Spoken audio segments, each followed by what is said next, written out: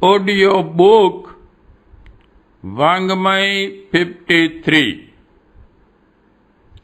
धर्म तत्व का दर्शन और मर्म chapter 1 part 52 sound track number 2 3 दमन अपने आपे का। धर्म लक्षणों की गणना में तीसरा सोपान दम का आता है। दम का अर्थ है दमन। दमन किसका? अंतरंग और बहिरंग क्षेत्र में संव्याप्त अवांछनीयताओं का। विषय अध्यात्म का होने से यहाँ सर्वप्रथम अपने अंतरंग क्षेत्र को प्रधानता देनी होगी और देखना होगा कि अपने भीतर किस प्रकार का कूड़ा करकट किस किस दुष्प्रवृत्ति के रूप में वहां जम गया है। अनुपयुक्तता अपने गुण कर्म स्वभाव में जिस रूप में भी जम गई हो वहां से उसे बार किया जाए। कुछ घटक ऐसे होते हैं जिन्हें बुहारने भर से काम नहीं चलता, वरन उसे किसी गड्ढे में दबा दिया जाना है, उससे वहां गड्ढा रहकर खाद बनने लगे। यह दबा देना भी दम है। उसके अतिरिक्त दबोच देना भी दम है। घर में रहने वाले बिच्छू, सांप, कान खजूरे, बर्र, तत्तेये आदि को निरस्त ही करना पड़ता है। सिर में रहने वाली जुएं और पलंग के छिद्रों में बैठे खटमलों को दबोचे बिना काम नहीं चलता। न दबोचा जाए तो वे अपने ऊपर हावी होते हैं और जीना दूभर करते हैं। मक्खी मच्छरों को पालते तो नहीं रहा जा सकता। गली में शौचालय में उत्पन्न होने वाले कृमि कीटकों को फिनाइल, चूना आदि छिड़क कर निरस्त ही करना पड़ता है। अवांछनीयता को निरस्त करना, दबाना भी धर्म का ही एक अंग है। अनुचित बढ़ेगा तो चुप नहीं बैठा रहेगा, जो उचित है उसे ग्रसेगा। फसल के कीड़ों से न निपटा जाए तो उगाए अन्न को पककर घर तक पहुंचने से पहले ही समाप्त कर देंगे। इसलिए अवांछनीयता के विरुद्ध संघर्ष को उचित माना गया है और उसे कई बार तो सराहा भी गया है।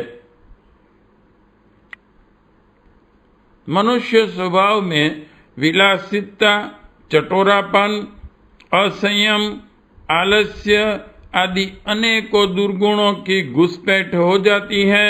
आवेश में आने और कटु वचन बोलते रहने की आदत पड़ जाती है।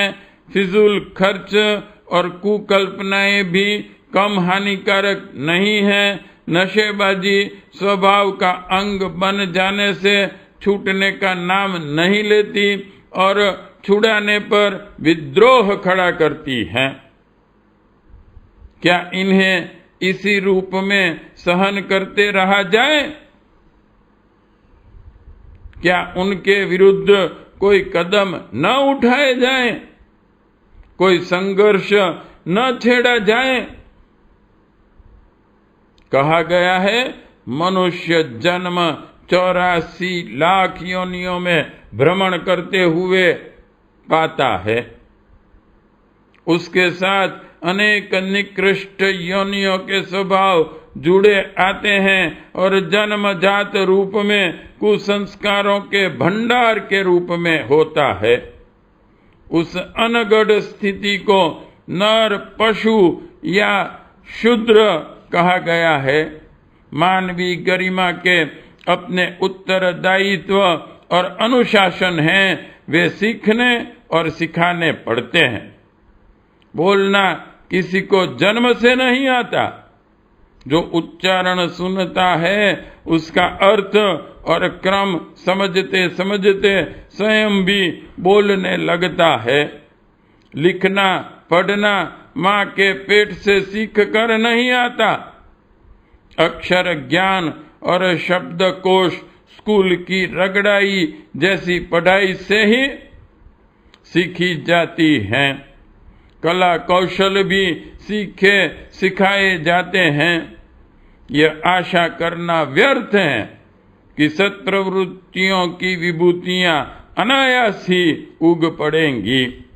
हे वातावरण में पले बालक तो प्रायः कुसंस्कारी ही पाए जाते हैं। अपने नाक कान आंख पीठ कंठ तालू दांत तक को हम स्वयं नहीं देख सकते तो दुर्गुणों को किस प्रकार देख पाएंगे। इन कमियों को विचारशील गुरुजन बताते हैं और मनुष्य तथा पशु के स्तर का अंतर समझाते हुए यह बताते हैं कि यह करने योग्य है या नहीं, यह छोड़ने योग्य है और यह बढ़ाने योग्य।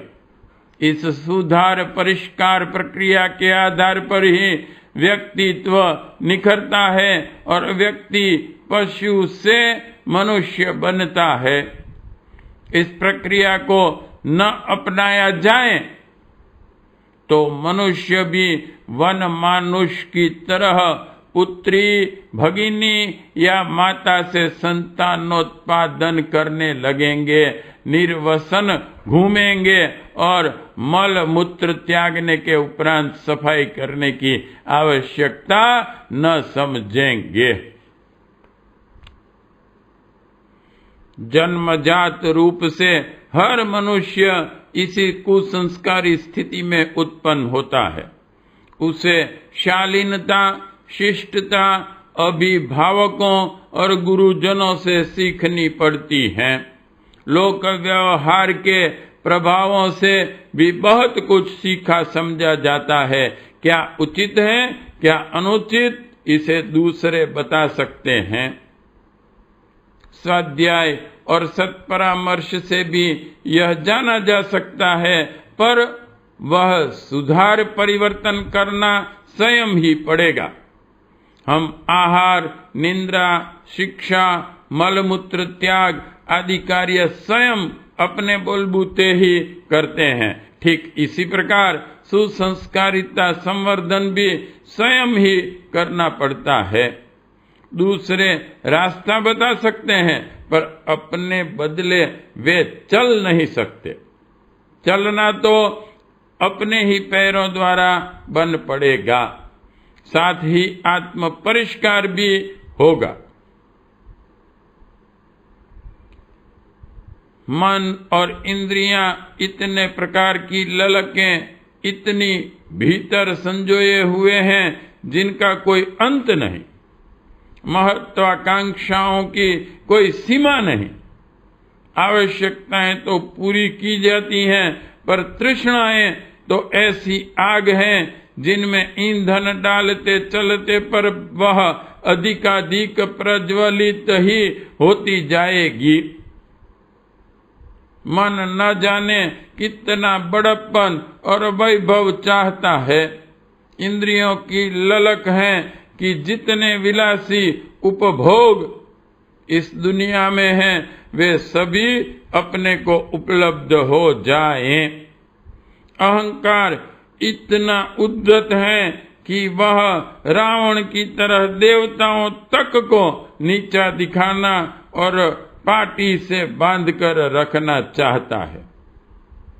यही तीनों वासना तृष्णा और अहंता की दुष्प्रवृत्तियां ऐसी हैं जो उन्मादी पर चढ़े भूत की तरह हर घड़ी छाई रहती हैं और अनुशासन ढीला पड़ते ही वह कर गुजरती है जो नहीं किया जाना चाहिए था।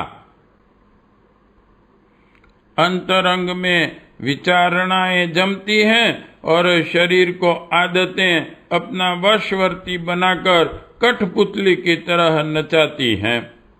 बेचारा विवेक, न्याय और औचित्य तो किसी कोने में ही पड़ा सड़ता रहता है, उनकी कोई खैर खबर तक नहीं लेता। इस दयनीय दुर्दशा में अपने आप को उबारने के लिए जो आक्रोश एवं साहस भरे प्रयत्न किए जाते हैं, उन्हें ही दम कहते हैं। जिस प्रकार हिंस्र जंतुओं का, आतताई तस्करों का दमन किया जाता है, उसी प्रकार अपनी भीतरी और बाहरी दुष्प्रवृत्तियों से लड़ा जाना चाहिए और उन्हें उल्टी से उलटकर सीधा किया जाना चाहिए। आत्म परिशोधन सबसे अधिक सरल भी है और सबसे अधिक कठिन भी। सरल इस मायने में कि हम जब पशुओं, परिजनों, नौकरों से मनमर्जी का काम करा सकते हैं, तो अपने आपे को गलत दिशा से मोड़ मरोड़कर सीधे रास्ते चल पड़ना क्यों दुरुस्त होना चाहिए। कठिन इसलिए कि आदतें विषाणुओं की तरह नस नस में, कण कण में, चिंतन, चरित्र और व्यवहार में इस प्रकार जड़ें जमा लेती हैं जिसे सहज ही छूटा सकना कठिन पड़ता है।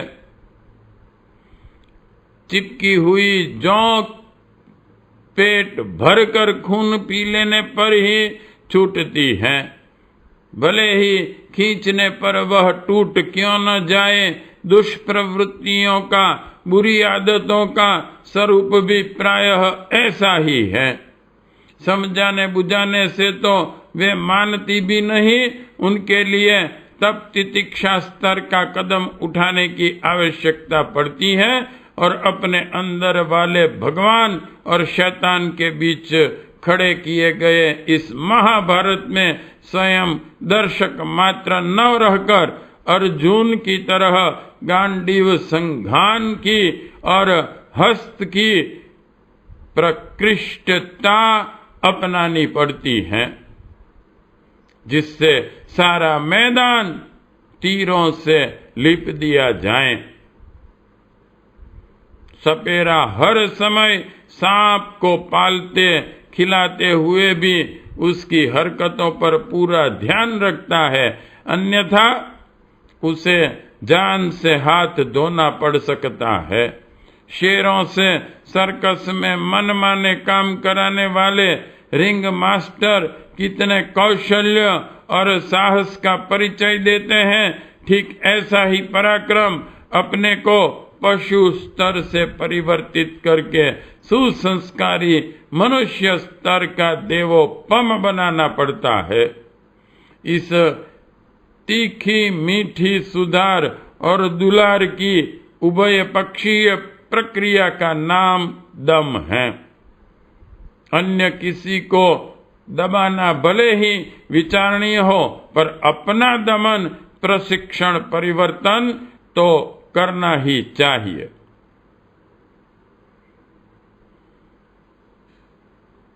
फोर, अस्तेय अर्थात अर्थ की पवित्रता।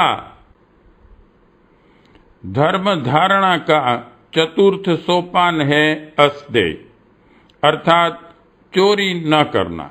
चोरी न करना अर्थात जो अपने हक एवं परिश्रम का है उसी में प्रसन्नता और संतोष के साथ निर्वाह करना। यहाँ लक्षणों का क्रमानुसार उपयोग इस अर्थ में नहीं किया जा रहा है कि एक को पूरा करने के बाद दूसरे का आरंभ किया जाए, वरन यह है कि यह 10 लक्षण अपने अपने क्षेत्र में समान रूप से साथ साथ काम करते रहते हैं। जैसे दांत में मंजन, आंखों में अंजन, सिर में तेल आदि का कोई निश्चित नहीं है कि दांतों की सफाई के उपरांत ही सिर में तेल डाला जाए। यह सभी अपने अपने ढंग से यथावत चलते रहते हैं। इसमें न कोई कम महत्व का है न अधिक, न किसी को प्रमुख कहा जा सकता है न दूसरे को गौण। अपने अपने क्षेत्र में सुधार उपक्रम चलाते हुए यह 10 निर्धारण अपनी अपनी गति से आगे बढ़ते रहते हैं और सभी का संयुक्त प्रयत्न मिलाकर एक समग्र एवं संयुक्त इकाई बनता है, जिसे एक शब्द में कह सकते हैं व्यक्ति का सर्वतोमुखी विकास। चोरी करना प्रायः उसे समझा जाता है जिसमें दीवार तोड़कर, छलांग लगाकर, ताला चटकाकर किसी का माल उड़ाया जाता है। गठरी पोटरी ले जाने जैसी उठाईगिरी, ठगी, जेब कटी आदि को भी चोरी परिकर ही कहा जाता है। पर यह काम अभ्यासी और दुस्साहसी लोगों से ही बन पड़ते हैं। इन्हें हर कोई नहीं कर सकता। सर्वसाधारण में तो इतनी ताकत और हिम्मत भी नहीं होती। फिर कानून भी उन्हें पकड़ने में तत्काल सक्रिय हो जाता है।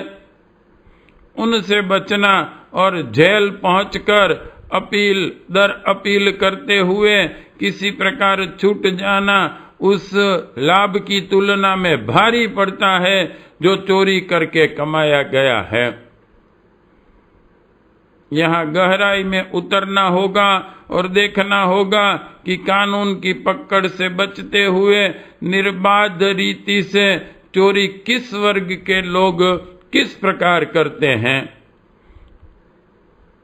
मनुष्य होता तो स्वतंत्र स्वच्छंद ही है, पर वह कर्तव्यों दायित्वों में इतना अधिक जकड़ा हुआ है कि मानवीय गरिमा के साथ जुड़ी हुई जिम्मेदारियों की उपेक्षा करते ही वह अपने महान पथ से नीचे जा गिरता है और दुष्ट या भ्रष्ट कहे जाने की स्थिति तक नीचे आ टपकता है। मनुष्य संयुक्त परिवार का एक घटक है। उसे जन्म देने से लेकर लालन पालन, शिक्षा दीक्षा, चिकित्सा, परिचर्या, विवाह, व्यवसाय आदि की दृष्टि से समूचे परिवार का न्यूनाधिक योगदान लगा है।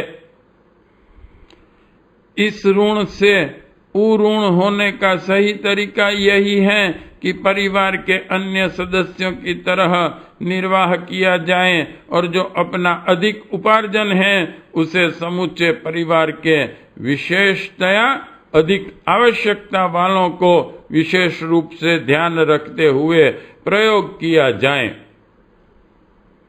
यह परंपरा आगे भी चलती रही तो नए सिरे से जो स्वावलंबी या कमाऊ बना है उसका भी हित है।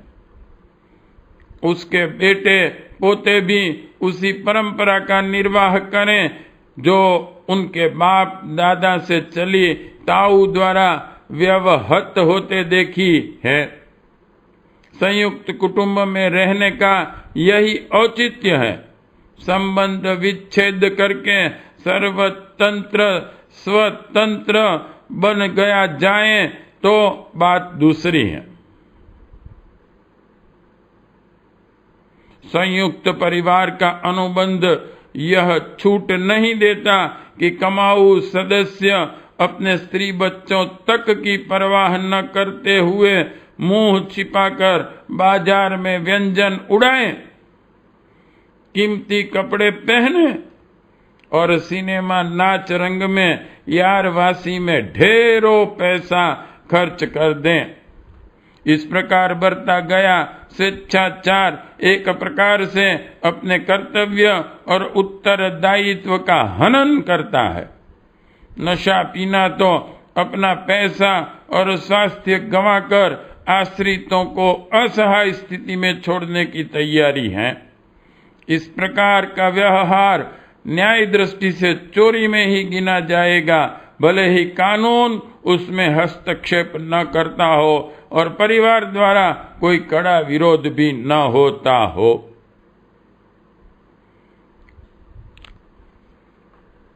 व्यापार में लाभांश की एक सीमा है। जो बेचा जाए उसके संदर्भ में वही कहा जाए जो माल के अनुरूप है। खराब चीज को अच्छी बताकर नाप तोल में चालाकी करते हुए अधिक मुनाफा लेकर बेचा गया है तो वह व्यापार कहलाते हुए भी चोरी के साथ मिला जुला है। सरकारी टैक्स चुराना, दूहरे बही खाते रखना, मुंशी को पैसा देकर माल बिना टैक्स चुकाए निकाल लाना, बिना टिकट चलना जैसे कार्यों को भी बिना संकोच चोरी कहा जा सकता है। भले ही अभ्यस्त समाज में जब सभी किसी न किसी रूप में करते हों तो दूसरों की निंदा न करें। उत्तराधिकार का धन वस्तुतः उनका है जो अभी अपने पैरों पर खड़े होने योग्य, समर्थ, स्वावलंबी नहीं हुए हैं। जो अपना स्वयं कमाते खाते हैं वह पूर्वजों की छोड़ी राशि पर गुल्ल छर्रे उड़ाएं तो यह हक की व मेहनत की कमाई नहीं है तो उसे चोरी कहने में कोई अत्युक्ति नहीं है। वस्तुतः परिवार के असमर्थ सदस्यों के पोषण से बचा श्राद्ध धन है। उसे पितरों की आत्मा की शांति और सद्गति देने के लिए ही खर्च किया जाना चाहिए। जुआ, सट्टा, लॉटरी, दहेज, भेंट, उपहार जैसे माध्यमों से मिला धन वस्तुतः अनीति की उपलब्धि है। उसमें अपना श्रम नहीं लगा तो उसका उपयोग कैसा? बिना मेहनत के धन को यदि नैतिक दृष्टि से है और चोरी के स्तर का कहा जाए तो उसमें कुछ भी अनुचित न होगा। परिवार घर के सदस्यों को तो कहते ही हैं, पर वसुधैव कुटुंबकम की मान्यता भी गलत नहीं है। समुन्नतों की कमाई पर खड़े होने योग्य सहारा प्राप्त करने के लिए पिछड़े वर्ग को हक है। अधिक उपार्जन की, अधिक कौशल की प्रशंसा प्राप्त करते हुए एक महाप्रशंसा यह भी प्राप्त करनी चाहिए कि जो कमाया गया वह मील बांट कर खाया गया। उच्च स्तरीय आदर्श प्रस्तुत करना और बदले में अनेकों श्रद्धा उपार्जित करना किसी प्रकार भी कम लाभ की बात नहीं है।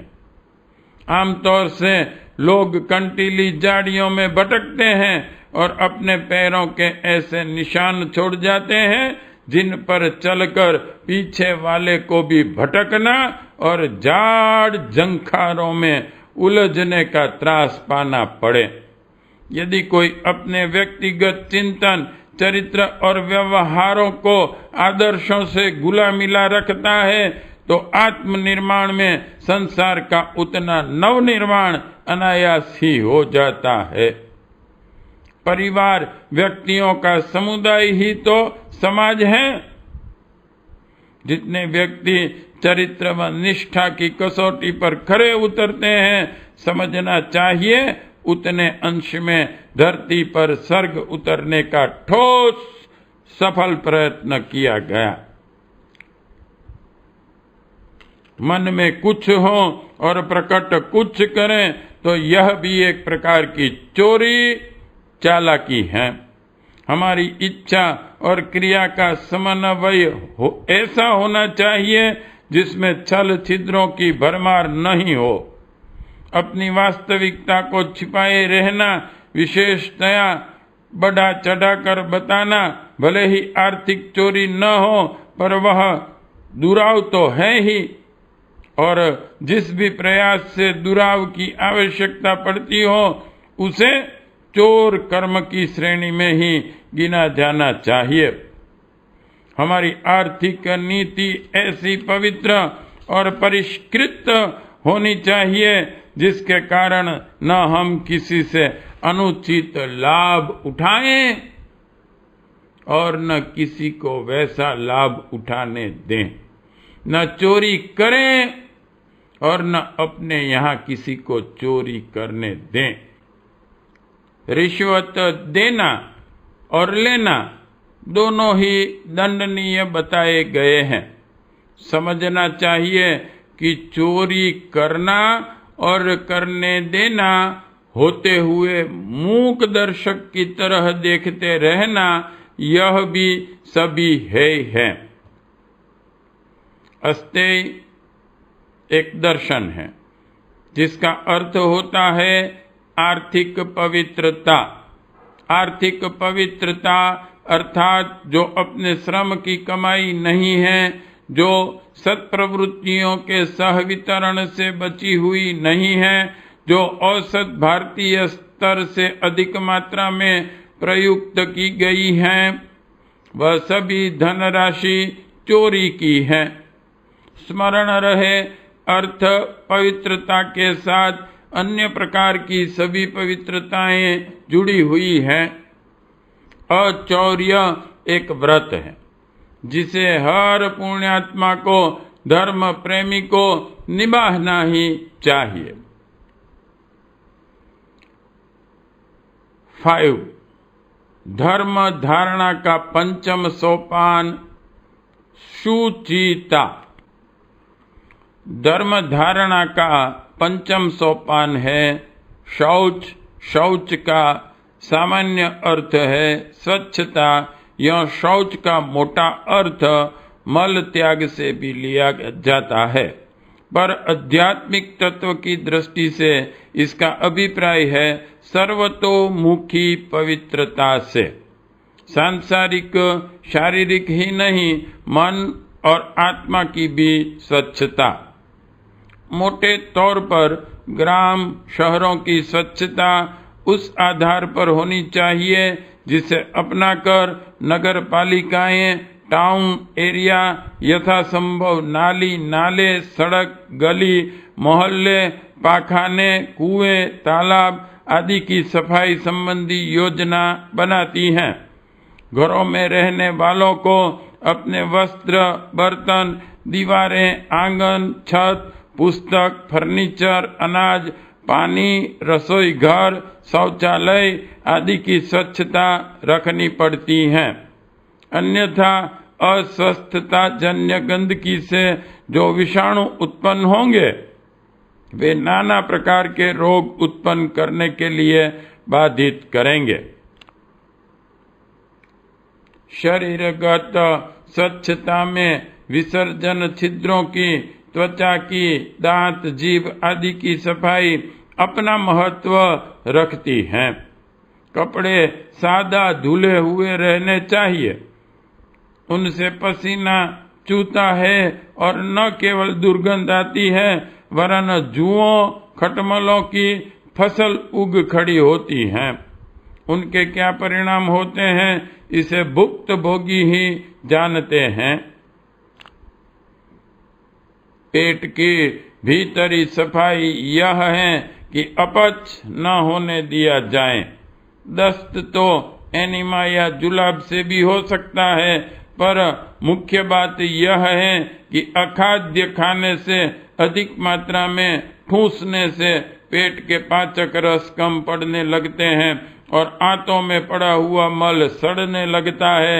यह सड़न रक्त के साथ जहां भी पहुंचती हैं वहीं जमती और रुग्णता के रूप में फूटती हैं। इस कथन में रत्ती भर भी संदेह नहीं कि कब्ज हर बीमारी की जड़ है। पाचक औषधियां खाने भर से उससे पीछा नहीं छुड़ाया जा सकता। सही तरीका यह है कि हल्के उबले शाकाहार से काम चलाया और आधा पेट खाया जाए। इतना भर नियम पालने से जब तब एनिमा लेते रहने से सप्ताह में एक दिन खाली पेट रह जाने पर समझना चाहिए कि कब्ज से छुटकारा मिला और आधी बीमारियों के प्रकोप का संकट टला। लेन देन की सफाई 9 नकद न 13 उधार की नीति अपनाने पर निभती है। जिसका देना उसका जल्दी से जल्दी वापस करना, जिससे अपने को लेना समझना चाहिए, वह बट्टे खाते चला गया, वापस लौटने वाला नहीं है। समय का कुछ ऐसा प्रभाव है कि कर्ज लेने की भूमिका बनाने वाला वर्ग यही सोचकर आता है कि किसी चतुरता से ले तो आया जाए पर वापस करने का नाम न लिया जाए। जिन्हें मित्र को शत्रु बनाना और उधार डूब जाने पर पश्चाताप होता हो, उन्हें पहले ही नीति बना लेनी चाहिए कि किसी अभावग्रस्त की कोई सहायता करनी हो तो कर दी जाए, पर फिर उसके पास लौटने का इंतजार न किया जाए। कर्ज मांगने वालों में 90% अपव्ययी लोग होते हैं। आकस्मिक संकटग्रस्त ईमानदारों की संख्या तो मुश्किल से 5% होती है। कर्ज देकर वापस लौटा लेना असाधारण स्तर का कौशल है। जिनके लंबे चौड़े व्यापार होते हैं वे पहले से ही उधार डूबने की संभावना को ध्यान में रखते हुए मुनाफा बना लेते हैं। मध्यवर्ती जीवनचर्या का औचित्य इसी में है कि अपनी आय के अनुरूप खर्च का क्रम बनाकर गरीब वर्ग के लोगों की तरह रहा जाए और चैन से दिन काटा और रात को सुख की नींद सोया जाए। लाग लपेट की बातें करने की अपेक्षा स्पष्टवादिता अपनाना अच्छा है। किसी को मतभेद बुरा लगे तो कुछ समय रुष्ट हो लेगा, पर जब चित्त शांत होगा तो यही अनुभव करेगा कि साफ दिल वाला और भला आदमी है। इसे लाग लपेट नहीं आती। उपरोक्त सभी बातों से बढ़कर यह है कि विचारों को स्वच्छतम रखा जाए। ईर्ष्या, द्वेष, घृणा, संदेह, आशंका के विचारों से दूर रहा जाए। न चिंतित हुआ जाए और न आतुर आक्रोशग्रस्त रहा जाए। शांत चित्त, प्रसन्न वदन और संतोष युक्त जीवन यापन करने का तरीका यह है कि मन में अनावश्यक चिंताओं के भार न लदने दिए जाएं और तनावग्रस्त स्थिति में रहने का अवसर न आने दिया जाए। महत्वाकांक्षा, ईर्ष्यालु स्वभाव, अपने विरुद्ध कुचक्र रचे जाने की आशंका, संदेह, उद्वेग आदि की स्थिति में मनुष्य भयाक्रांत, शंकाशील या उद्विग्नता के आवेश से भरा रहता है।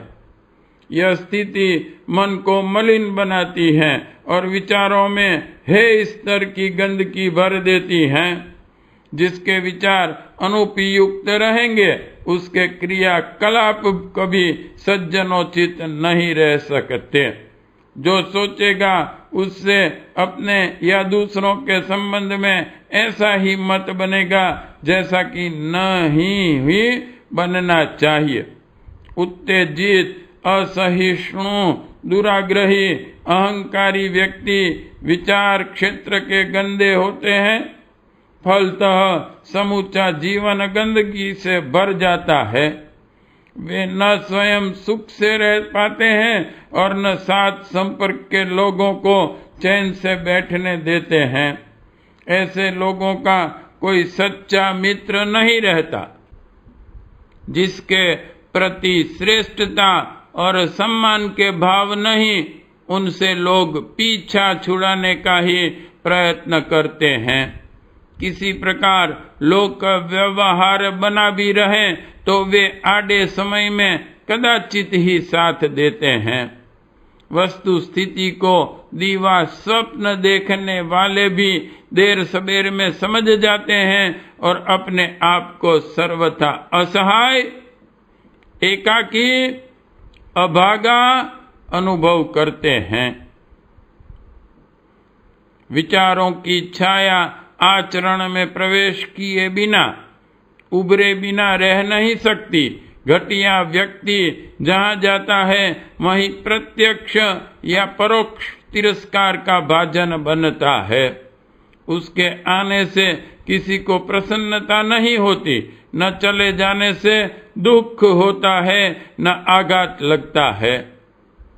उसके निज के जीवन की समस्याएं ही इतनी उलझ जाती हैं जिन्हें सुलझाते नहीं बनता, और ऐसी ही परेशानियों में डूबता उतराता जिनसे मन मिला है उनके सामने अपनी विपन्नता का रोना रोने के अतिरिक्त और कुछ भी नहीं बन पड़ता। सड़न की दुर्गंध हवा के साथ मिलकर दूर दूर तक वातावरण कुरुचिपूर्ण एवं विषाक्त करती है। सड़ी जिंदगी अपेक्षतया और भी बुरी स्थिति उत्पन्न करती है। मुर्दा प्राण निकलने के बाद सड़ना आरंभ करता है और गंदगी उगलता है, पर सड़े हुए विचारों एवं व्यक्तित्व वाला व्यक्ति जीवित रहते हुए भी मरों की तुलना में अधिक बुरे किस्म की गंदगी फैलाता है। धर्म का 5वां चरण शौच वस्तुतः सुरुचि और सौंदर्य के रूप में प्रयुक्त हुआ है। मात्र मलिनता हटा देना ही पर्याप्त नहीं, उसके स्थान पर सुरुचि, सुंदरता और सुसंस्कारिता का भी दर्शन होना चाहिए। यह प्रयोग धर्म के सच्चे साधनों को अपने निकटवर्ती वातावरण में, परिवार में, मित्र संबंधियों में करना चाहिए और सर्वप्रथम अपने आपे को सुधार कर उसके साथ ही चंदन वृक्ष की तरह अपने समीप उगे हुए को भी अपने जैसा ही स्वच्छ एवं उत्कृष्ट बनाना चाहिए, भले ही वे अनगढ़ जाड़ जंखाड़ जैसे ही क्यों न हो। पार्ट 52 साउंड ट्रैक नंबर 2 समाप्त।